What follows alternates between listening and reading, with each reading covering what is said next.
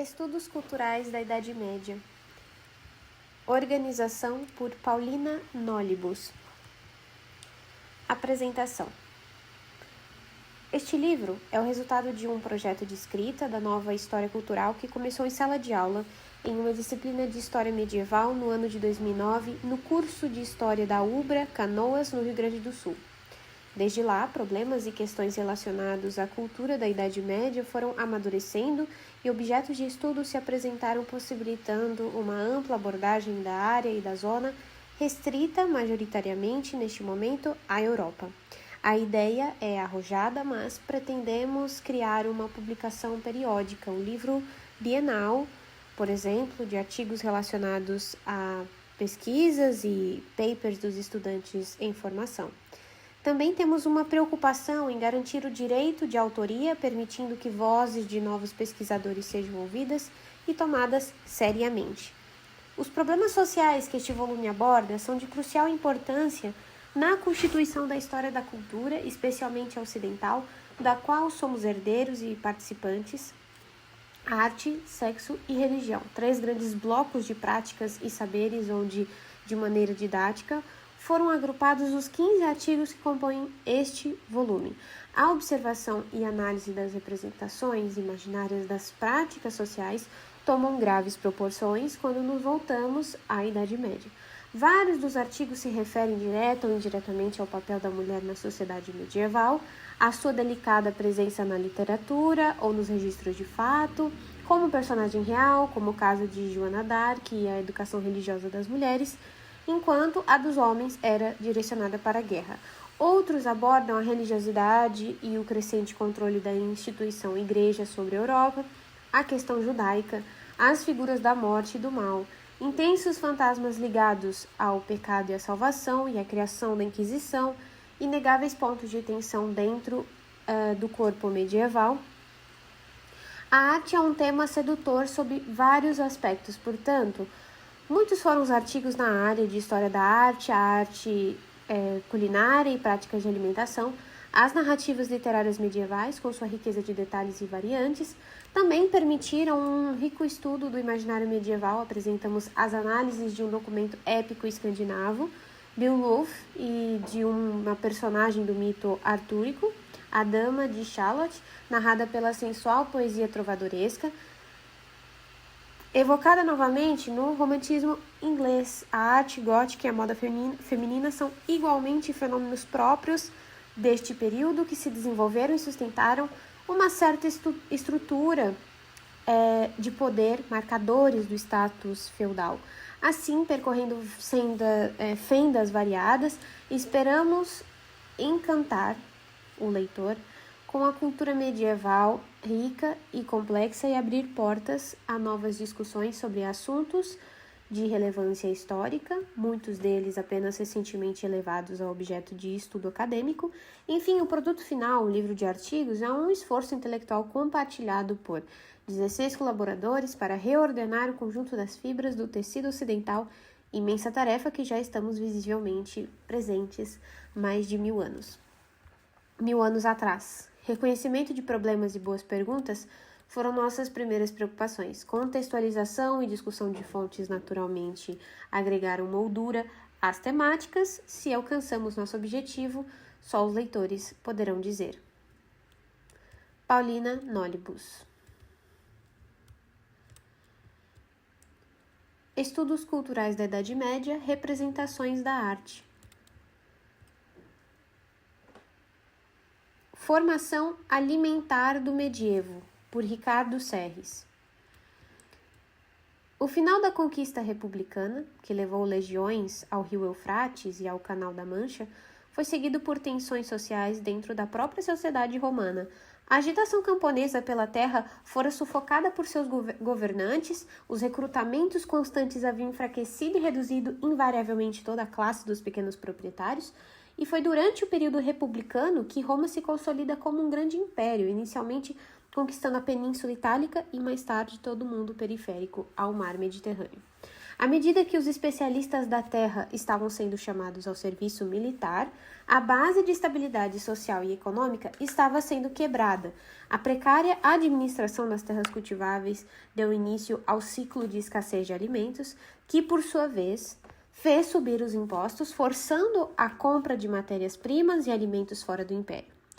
Aliados a isso, os sucessivos saques aos cofres da República para a paga do exército, gerando uma crise em todo o sistema econômico e social no século III. Logo provocou em um colapso na ordem política. Em meio a violentos ataques externos, a inflação tomara proporções alarmantes, o dinheiro desvalorizava cada vez mais. A instabilidade e fragilidade política, econômica e monetária forjaram as bases de uma identidade cultural proeminentemente camponesa. Alguns hábitos alimentares dos romanos decorrem de herança etrusca. Entre os tirrenos, preparam-se 2 vezes por dia suntuosas refeições enfeitadas por toalhas multicoloridas e com taças de prata de várias formas. Os banquetes são servidos por grande número de belos escravos ricamente vestidos. A breve descrição foi feita pelo filósofo estoico Posidônio, da Apameia, que entre o final do século II e início do século I a.C., viajava por essas terras.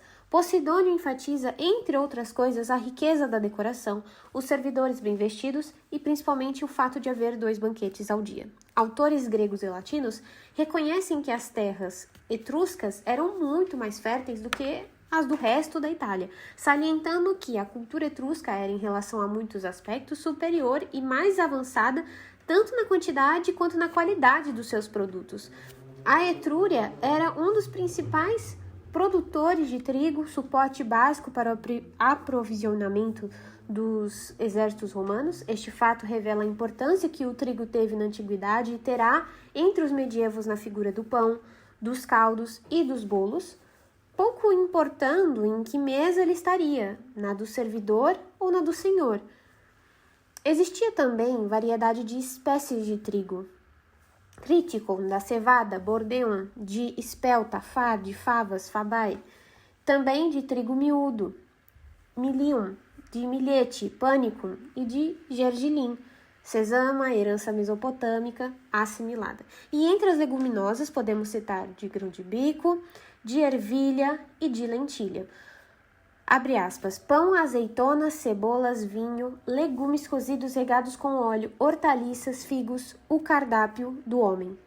Fecha aspas. Para o cidadão ativo, essa era a alimentação mínima indispensável para sua sobrevivência em tempos de paz. Já em tempos de guerra, quando o camponês era convocado, agregava-se a esta ingesta a caça, quando oriunda das terras conquistadas. O pão era alimento presente em quase todos os acontecimentos da vida, de lavoro, na paz e na guerra. Os tempos têm significados múltiplos, gastronômicos, religiosos, medicinais e cosméticos. Temperos tais como pimenta, levístico, orégano, bagas de mirta sem sementes, coentro e cebola, regados com mel, vinho, garum e um pouco de óleo, fazem parte de uma variedade enorme, produtos utilizados na culinária, tanto no dia a dia, como em ocasiões especiais, como, por exemplo, na preparação do javali. Segundo o livro de receita de Apicius, há 468 receitas que utilizam 10 ingredientes básicos. O garum, também conhecido como liquamen, era o condimento básico da cozinha romana e utilizado na grande maioria das receitas de Apicius e de outros livros da alta cozinha medieval, servindo igualmente para temperar pratos de legumes, molhos fervidos e para se misturar em recheios e enguisados. O grande consumo do garum fomentou sua produção em larga escala. Os produtores cobravam conforme a qualidade do produto oferecido, se de menor qualidade eram mais acessíveis. Mesmo com a crise de alimentos no final da Idade Média, o consumo do garum não foi afetado, existindo produtores estabelecidos na Espanha e no Marrocos. Na mesma época, o garum é justamente com a pimenta e os óleos um dos objetos usuais do comércio, como atesta um dos diplomas de Liutprand, livro de receitas do rei dos Lombardos. 2 séculos mais tarde, o paladar dos ocidentais se altera e eles não mais gostam do garum, desaparecendo das mesas de alto nível e, mais ou menos, Abandonado pela medicina, o condimento mantém-se, no entanto, localmente. Os monges de Bobil, por exemplo, no século IX, ainda se entregam a este deleite. De resto, segundo o testemunho de Bellon e de Rodelet, nas regiões mediterrâneas produziram um garum até o século XVI. Os povos do norte, chamados de bárbaros, utilizavam a agricultura, cultivavam e consumiam cereais, criavam animais e comiam carne, mas a cultura da tríade clássica romana, trigo, vinho, óleo, ainda era muito forte nos costumes e na cultura romanos. Existe aqui uma oposição notória entre as duas civilizações e seus modelos alimentares. Um processo de transição tem início com essas invasões, quando o modelo romano passa a ser questionado à medida que os bárbaros começam a ter controle. A oposição aos costumes bárbaros é notada nas biografias dos imperadores dos séculos III e IV. Quando os verdadeiros romanos são exaltados como homens orgulhosos ligados à terra e apreciadores de cereais, leguminosas e frutas. Já os bárbaros são devoradores de carnes e não dão valor aos produtos da terra. Uma característica marcante durante a Alta Idade Média foi a intensificação do sistema agro-silvo-pastoril, que garantia alimentação suficiente para a população. O sistema alimentar medieval contava com uma variedade de produtos agrícolas, cereais, leguminosas e legumes, juntamente com produtos não cultiváveis, caça, pesca e criação de gado. O sistema alimentar dos diversos grupos sociais variava tanto quantitativa como qualitativamente. A carne está ligada a fatores tanto culturais como naturais, traduzindo assim uma das características mais marcantes da Alta Idade Média, a criação de porcos. Oriundas das tradições celtas e germânicas, tem um papel importante na economia, embora tenha sido suplantada pela criação de carneiros nas regiões ao sul da Europa, especificamente nas áreas mediterrâneas. A carne de porco se presta bem à conservação e carneiros fornecem lã e carne, e cabras, leite e lã. A caça e a pesca completavam a alimentação. A caça fazia parte da alimentação aristocrática, haja visto que as terras eram dos senhores, e a caça que nelas haviam pertenciam igualmente a eles, forjando assim a concepção de que a caça é de direito nobre. Peixes, oriundos dos cursos de água, mais ao interior e das regiões litorâneas, também são considerados um produto de economia local muito apreciado. Peixes de água doce são largamente citados em receitas, como o esturjão, a enguia sólea, a tenca, a lampreia, o bardo e a carpa. Todavia, o peixe não é tão apreciado quanto a carne. O queijo quase sempre é feito de leite de cabra ou ovelha, embora, nos vales alpinos, produziram-se queijo com leite de vaca.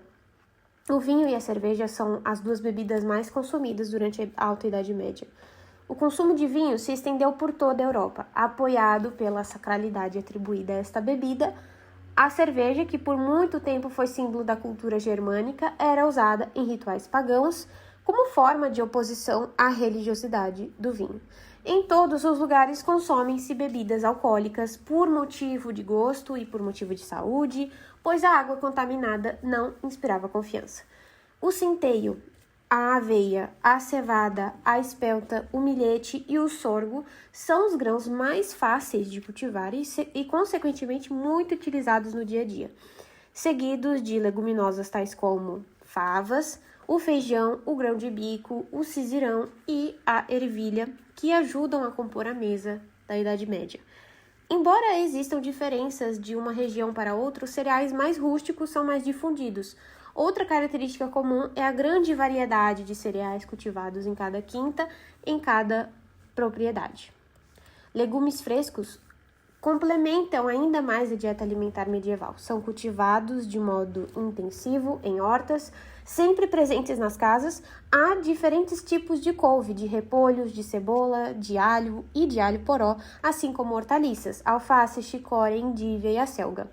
Todas elas são parte importante da alimentação campesina, inclusive porque a horta é zona livre de tributos, sobre a qual o senhor nada pode exigir, representando um aporte decisivo no equilíbrio alimentar. O pão, complemento final na dieta alimentar, os grãos de vários tipos de trigo à espelta, são moídos e misturados à água para que forme a massa que será levada ao fogo. Assado sobre as cinzas ou sobre uma placa de terracota era um pão rústico. Diferente dos pães fermentados e assados em fornos, estes são tão raros que ao longo do tempo se tornaram monopólio dos senhores, que cobravam pelo seu uso. O pão rústico, que endurece rápido, usualmente era mergulhado nos caldos, na água ou no vinho a fim de consumi-lo. Era também acompanhamento básico de sopas. Sucessivos movimentos políticos, culturais e religiosos contribuíram para a formação da cultura alimentar de vários povos. A herança da política expansionista militar romana, em um primeiro momento, faz sentir o legado de outras civilizações, remetendo-nos a períodos memoráveis das culturas gregas, cartaginesa, fenícia, egípcia e mesopotâmia, assim como tantas outras que o Império Romano assimilou, somados aos tempos oriundos da Ásia Menor, concretizam as bases da imposição cultural romana na Europa.